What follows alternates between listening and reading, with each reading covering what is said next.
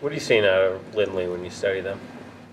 Oh well, it's hard to find tape on him. Honestly, he hasn't had a lot of snaps this year, and hasn't had a lot of snaps last year. The last time we saw him, it was in, the game was out of hand, and they put him in. So we just study their offense as a whole. We study the concepts they like. We study the plays they like. Obviously when Stanton was in there, when Carson was in there, because the plays aren't going to change.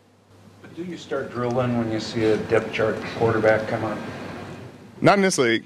Not in this league. Maybe in college, when the talent level, there's a huge drop off. But I think whenever you start overlooking guys or not respecting guys, that's when you get beat by people you shouldn't get beat by. And so I think we're going to give him a tremendous amount of respect, and we're going to attack him the same way we'd attack if he was the #1 quarterback from the get.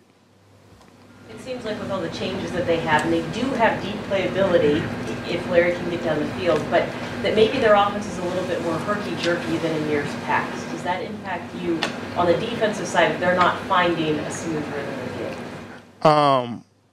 Not really. Not really, because we don't want them to find a smooth rhythm, and that's something we're going to try to stay on top of.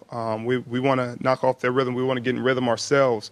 So we try not to worry about how other teams affected their rhythm or how they were in rhythm in other games. We'll study our game tape, how they attacked us, how they attack defenses that run a similar scheme to the one we run, and we'll go from there. Obviously, we'll know how they're going to play us within the first 15 plays, and we'll counter from there.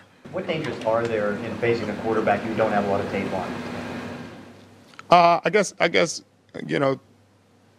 overconfidence would be one, but I don't think that's one we're going to have to deal with. I think we're giving him a tremendous amount of respect, and we're going to prepare for him as if he's a starter.